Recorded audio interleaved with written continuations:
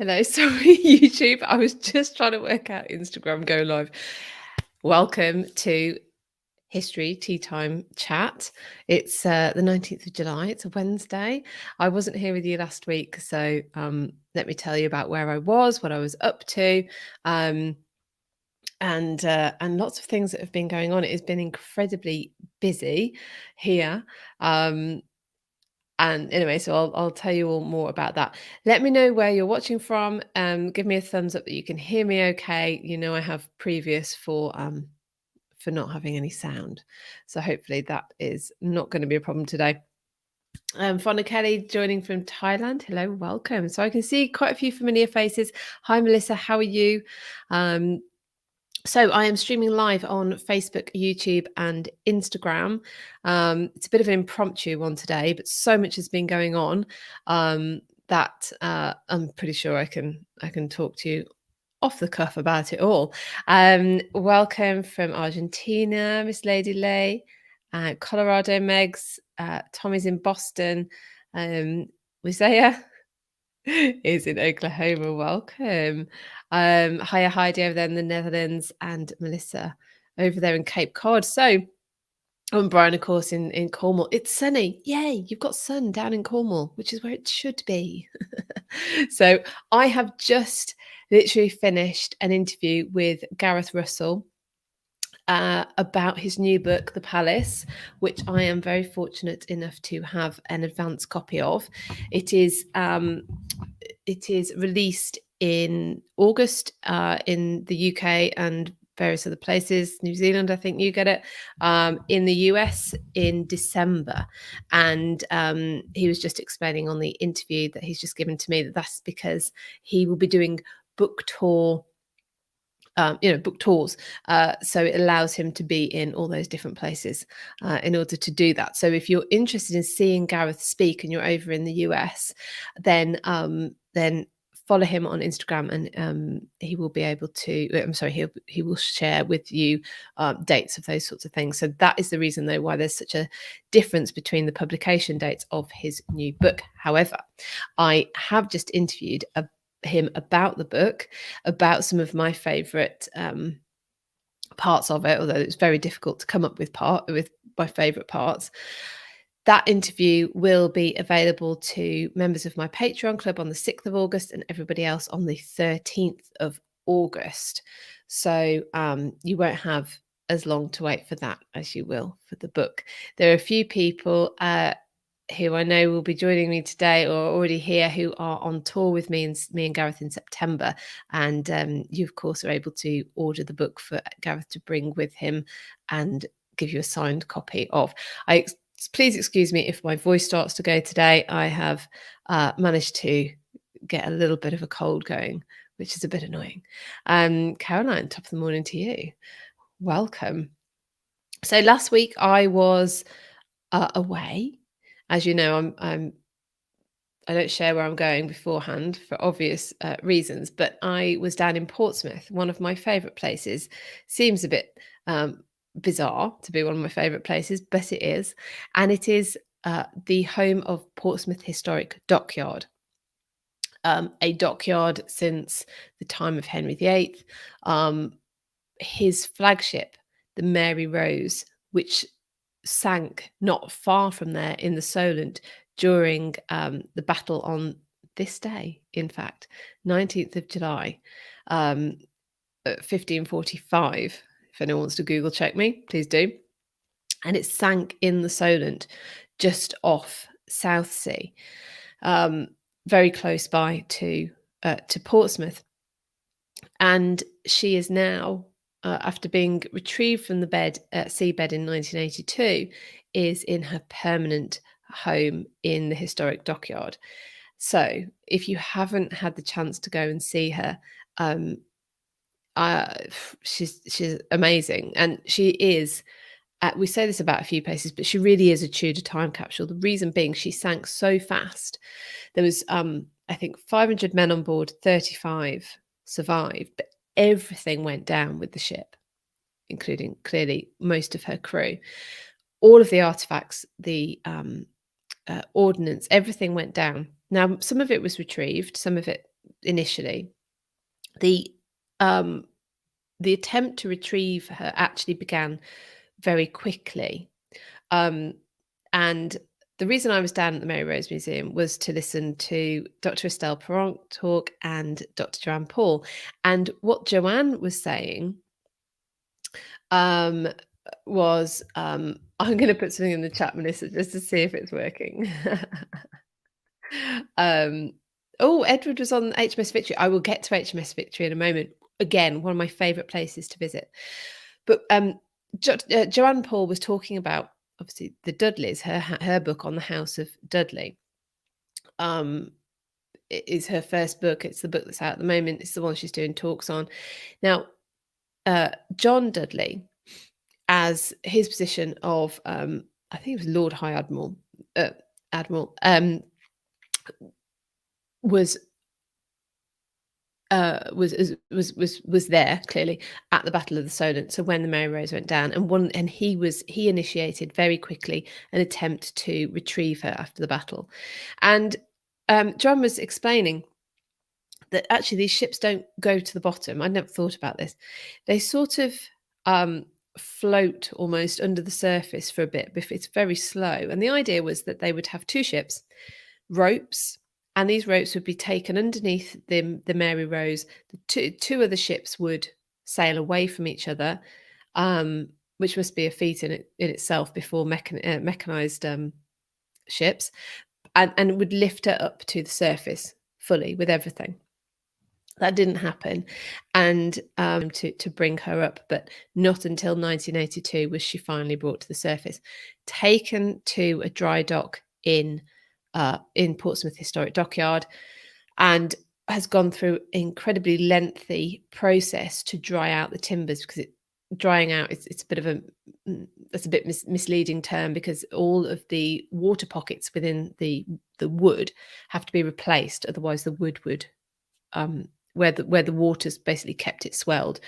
Once that water, if you just dried it, the timbers would collapse. So it had to be replaced with like this waxy substance.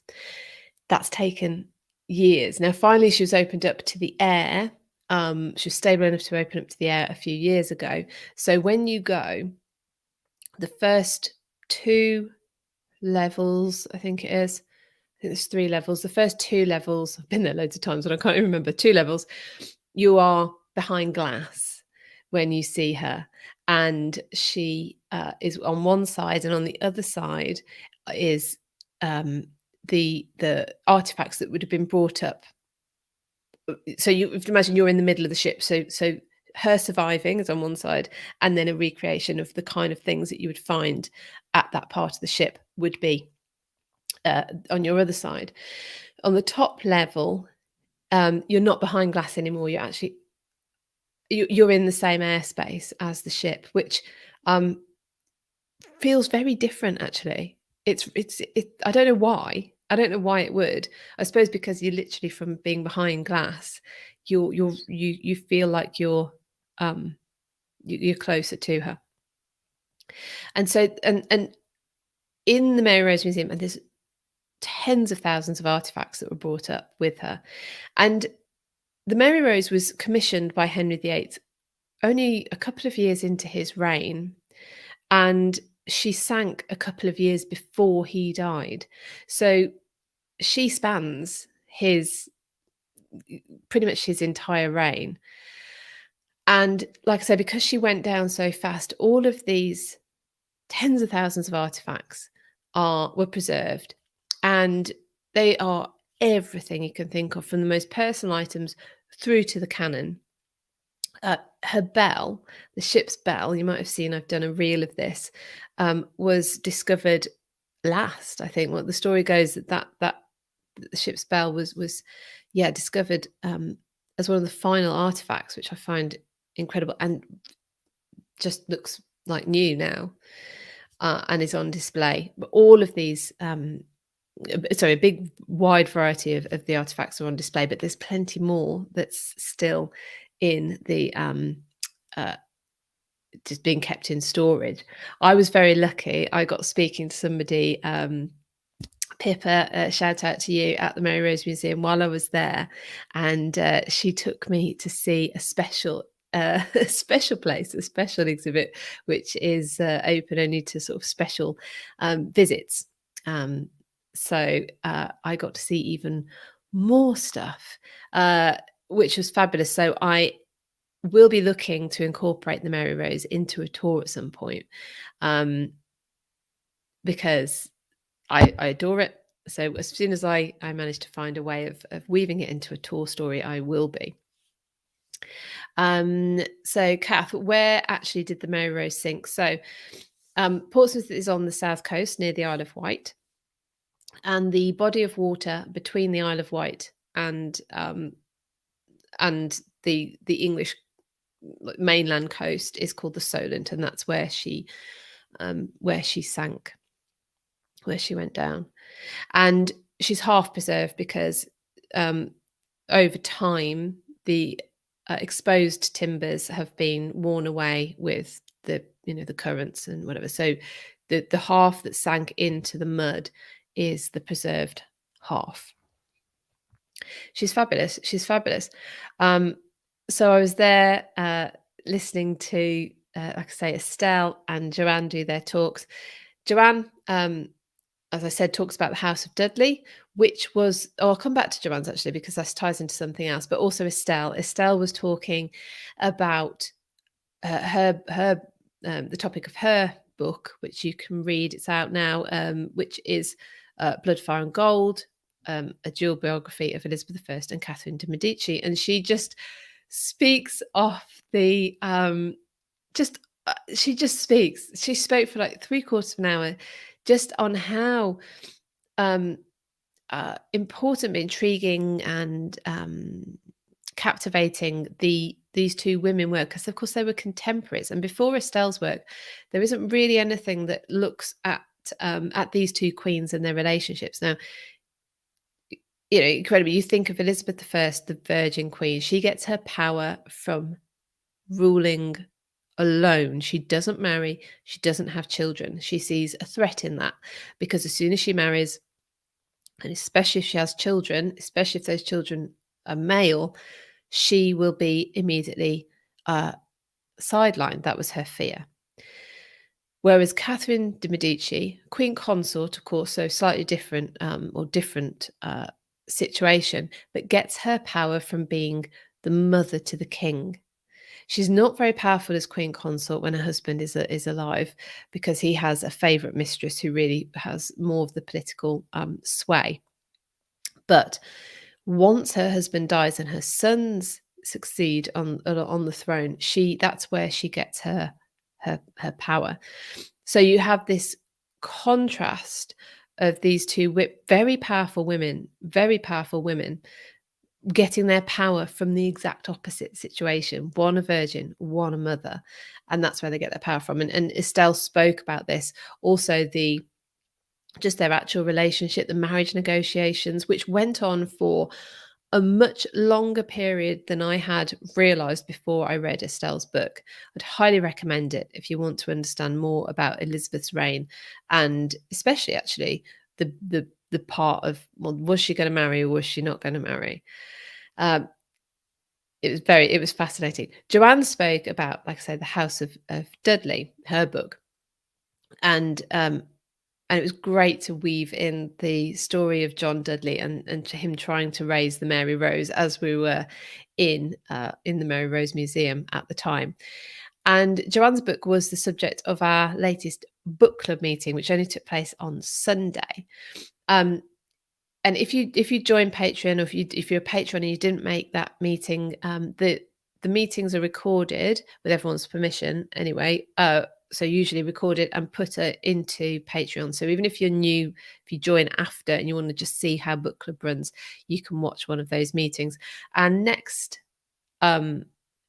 book, which I haven't got to hand, which is a bit silly, is The Houses of Power by Simon Thurley, which is about the Tudor palaces which shaped the buildings which shaped the Tudor world. And that meeting will take place on the 17th of September. So if you're interested in taking part in book club, If you go along to Patreon, many of you are in there already. I know you are, but you can join, and that's literally just one thing. That's one thing that we do. Uh, interview that I've just done with Gareth, patrons were able to put. Oh, hi Maria. Yes, I'll see you later. Yeah, if you're a patron, like Maria, then you can put paused on Instagram, never mind. You can put your questions to yeah, just pause on Instagram. You can put your questions to historians. So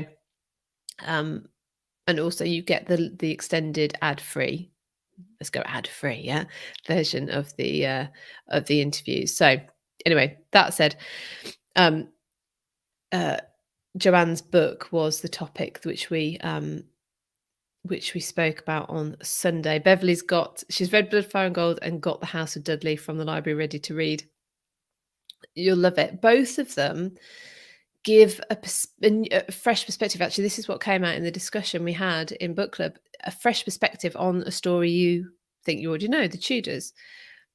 But so you're learning about people you may have not read about before. I certainly hadn't read about Catherine de Medici. I hadn't read on the Dudleys themselves.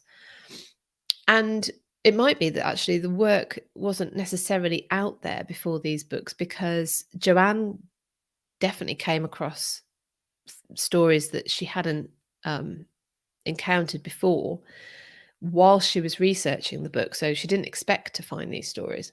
So when you read The House of Dudley, you will come across new things, and it's because she's found them, which is very exciting, isn't it? I love this class of historian we're getting, who are prepared to relook at something that has been taken to sort of be assumed to be an exhausted source, or a story that's already been told too many times. And they're going in. Kate McCaffrey springs to mind most definitely with her work on Anne Boleyn's Book of Hours. Very, very fortunate that Kate spoke on The Private Life of Anne Boleyn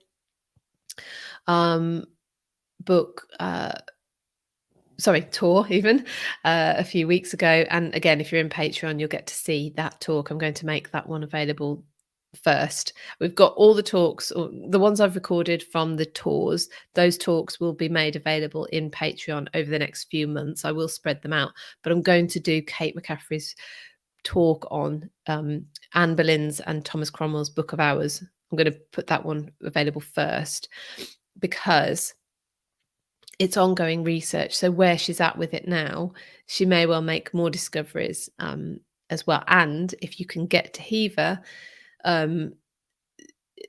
Anne's book and Thomas Cromwell's book is on display together at the moment, and it pushes the boundaries of what was accepted or believed to be the case in terms of Anne's religious beliefs and then Thomas Cromwell's religious beliefs. Now, what is really refreshing is Kate, for example, Joanne, they're not claiming to know the answers.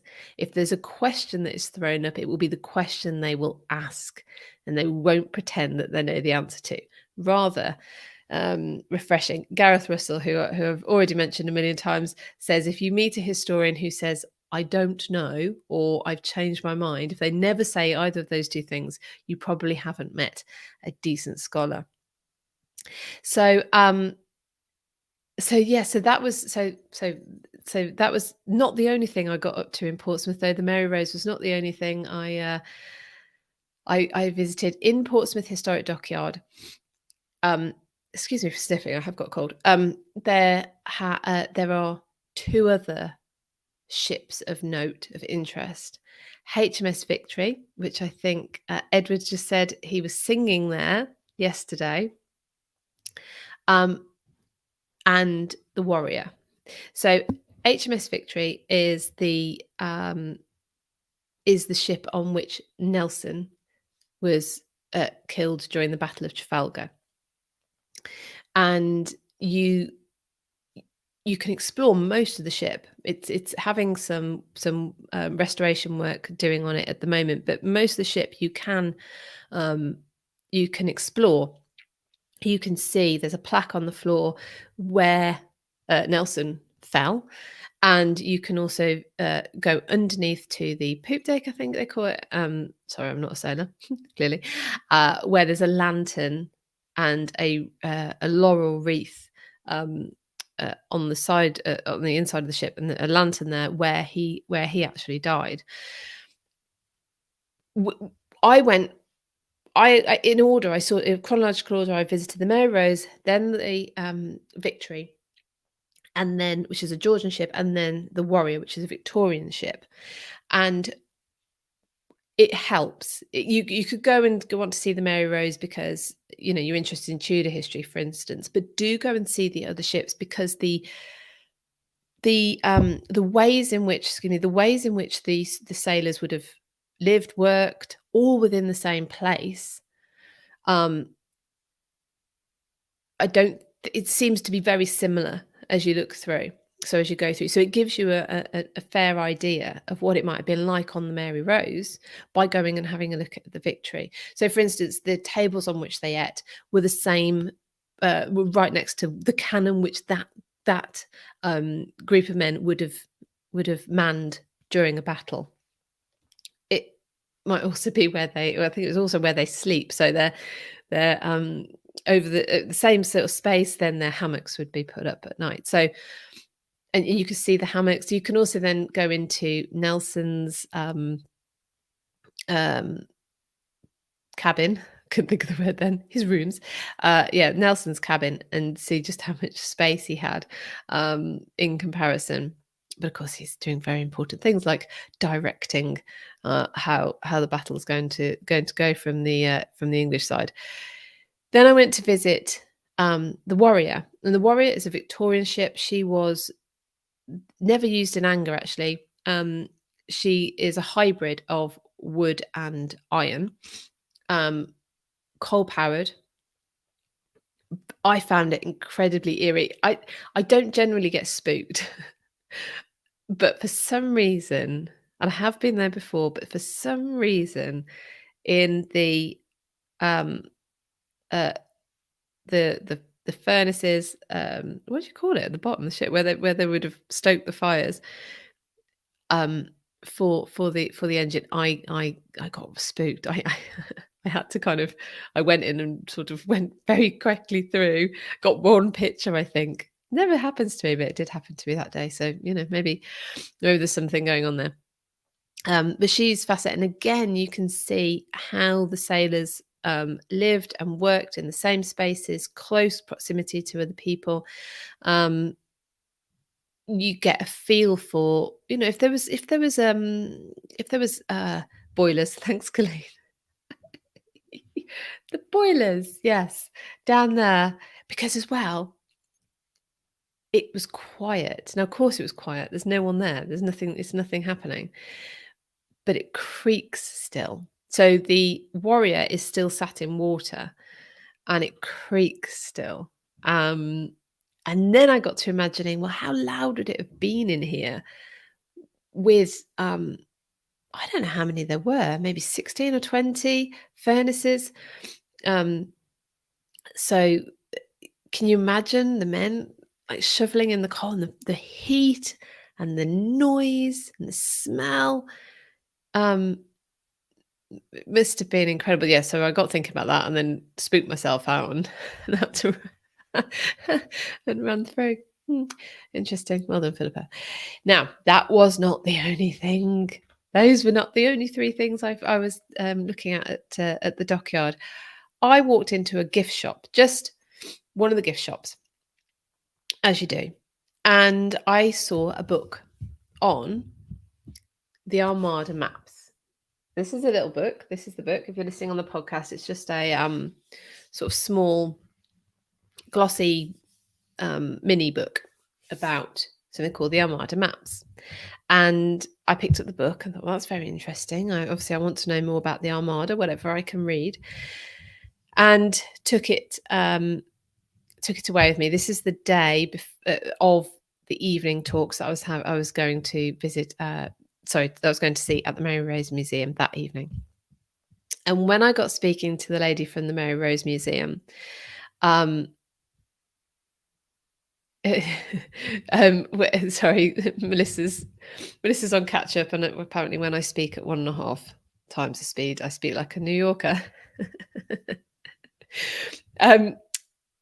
So yeah, so the Armada Maps. Anyway, so I picked up this thing. I was speaking to this lady called Pippa at the Mary Rose Museum later on that evening, and she said, "Have you seen the maps?" And I said, "What do you mean seen them? No, I just picked up the booklet on them." She's like, they are on display." I was like, "Where?"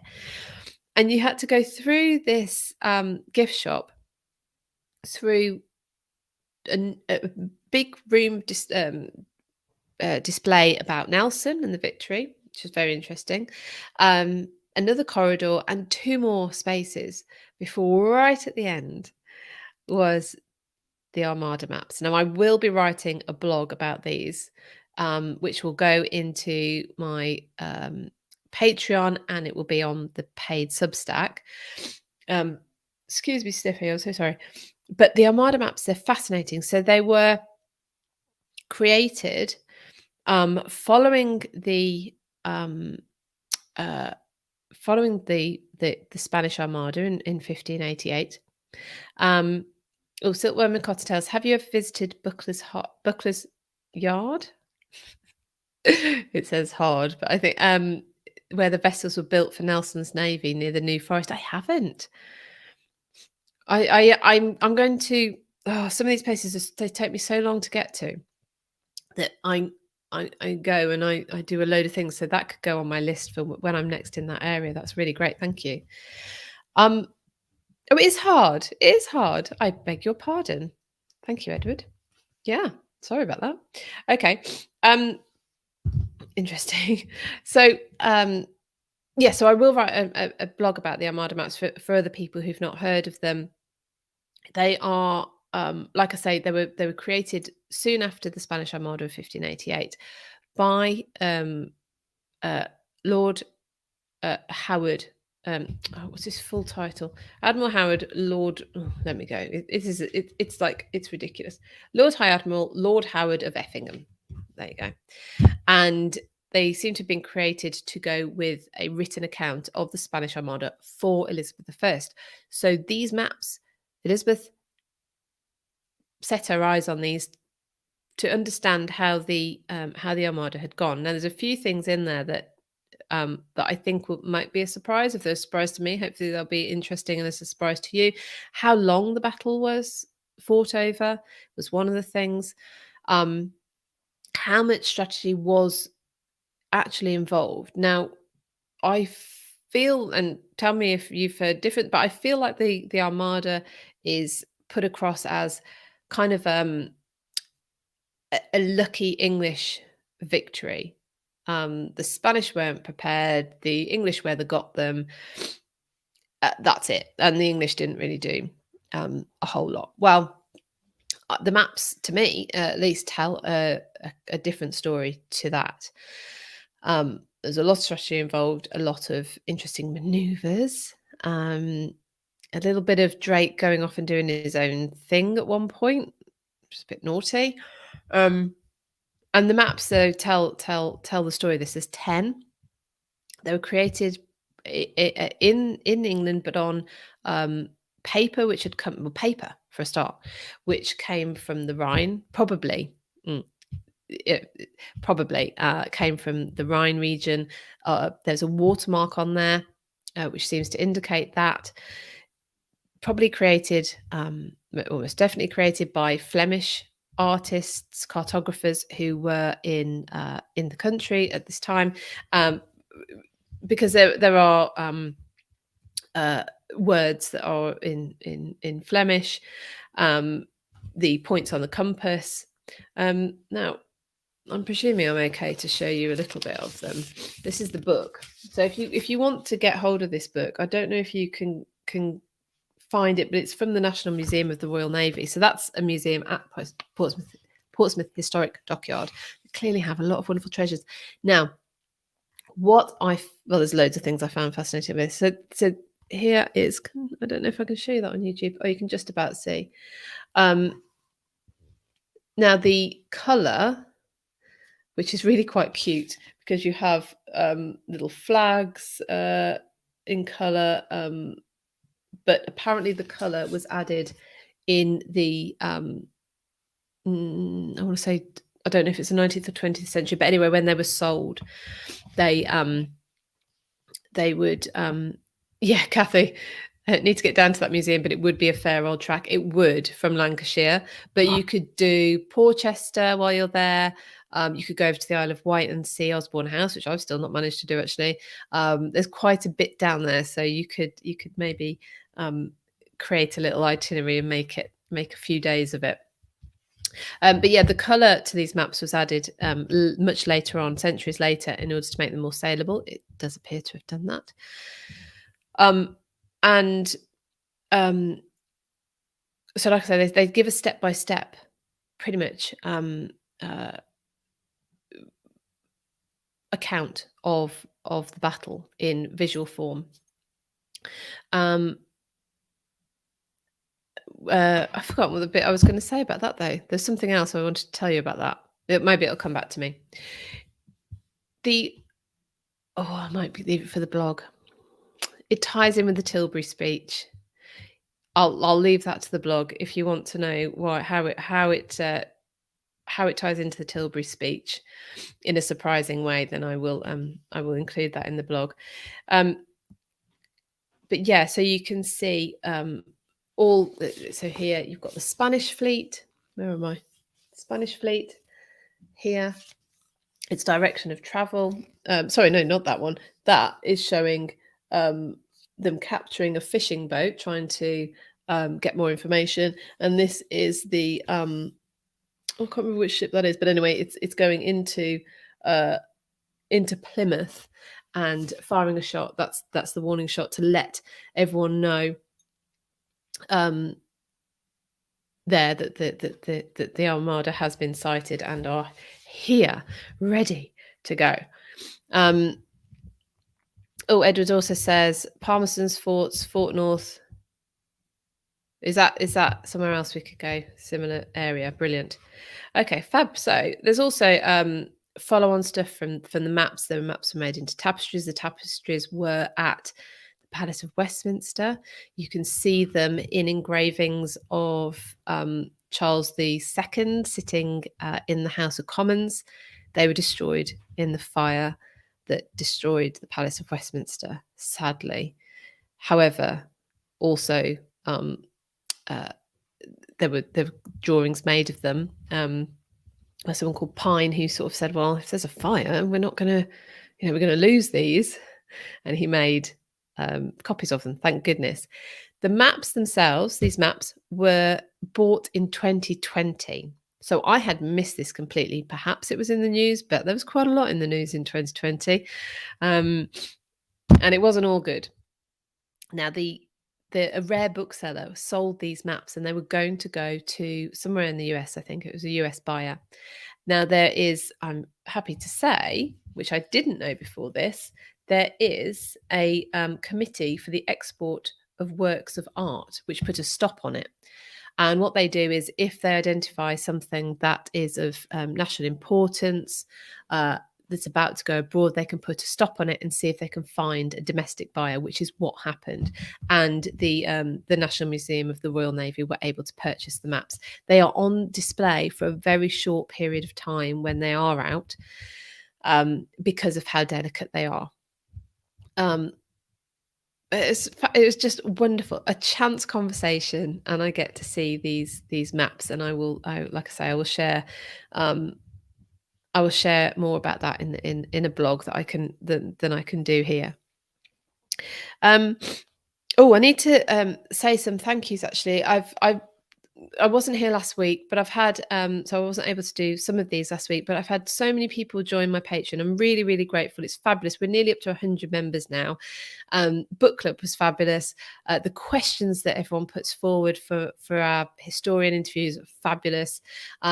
We have at the moment, only patrons can book onto the Anne Boleyn tour, which is an extra Anne Boleyn tour that I've put on next year. There's so many people on the waiting list for 2025 that I've managed to put in that I've decided, and I've managed to put in a second Anne Boleyn tour, which will run from the 30th of April till the 4th of May. Now, if you're in Patreon and you want to book onto that, you can now. It goes, any spaces that are left after patrons have had their 7 days first dibs will go on sale on Monday. And Kate McCaffrey has just confirmed to me that she will be able to do a talk on that tour. Anyone who's been following me for a while that are interested will know that the Anne Boleyn tour runs usually from the 16th till the 20th of May. That one is fully booked for next year, but that one coincides with the 19th of May, which is the date that Anne Boleyn was executed, and we go and visit the Tower of London. This second tour that I'm putting on from the 30th till the 4th of May, so it's actually earlier, coincides with a visit. We're going to go to the Tower of London on the 2nd of May. Now, the 2nd of May is the date that Anne Boleyn is arrested at Greenwich. She is brought by barge up the Thames. It takes hours because they are rowing against the tide, and she finally lands at the Tower and at the pier, and she is brought in, not via Traitors Gate, via a door which you can still see, and I have a reel of that actually on my Instagram. She's brought there, of course, never to leave. I think it's a really poignant day. It's going to be a really good day to go and visit the Tower. So that's all good. So if you're interested in that and you want to do it, we are half full already, and I only put it on sale Monday. So if you are interested, please do jump on that. But I must say thank you to Ellen, Diane, Lisa, Lindsay, Sandra, Jacqueline, Jenny, Nancy, Jean, Tracy, and Holly, who have all become patrons in the last couple of weeks. Welcome. It's fabulous. And I saw some of you there at book club on Sunday. Another thing I will mention just before I leave you to your day is The Rise of the Tudors. If you're interested in looking at Henry VII and Arthur Tudor, the earlier part, we're going to be going to Wales, which I've had feedback from people who want to travel Tudor history that Wales is like somewhere that they would prefer to be taken to, just because of how long it takes to get to places. We're going to visit Pembroke Castle. We're going to visit Raglan Castle. We're also going to go to Gloucester Cathedral because we're passing by its door and it's just too beautiful not to. We're going to go to Winchester Cathedral. We will be going to Ludlow Castle, which is where Arthur Tudor died. So we're going to Winchester, which is where Arthur Tudor was born, Ludlow Castle, where Arthur Tudor died, and Worcester Cathedral, which is where Arthur is buried. It's also Elizabeth I. There's loads more to it than just Arthur's links, but that's 3/4 full. I think actually I have 2 rooms left on that. So again, if you're interested, that is out on general release for bookings now. So if you're interested in doing that, it's September 2024. Get baton because that is nearly full. So I will leave you today. Next week, I'm going to be Tea Time Live will be slightly later or earlier. I might do it earlier actually. Keep your eyes open. I might do it. No, I'll do it later because a lot of you join from America, don't you? And it'll be in the middle of the night. Because I'm heading to Harvington Hall for their history festival and listening to a speaker I'll still be listening to him at 1:00. So I will see you after that and tell you all about that as well. Then I'm going to be having a couple of weeks off. So I will then be back, but I'll tell you all more about that next week. Edward, thank you. Yes, so Palmerston's forts are on the ridge above Porchester Castle. Oh, my list is growing. My vision is to have a VW transporter, and I'm just going to go around to all these places. Right, everybody. I will speak to you all next week. Thank you so much for joining me. And if you want all these extras, please do go over and visit patreon.com/British History. I'd love to see you there. All right, everyone. See you soon. Bye-bye.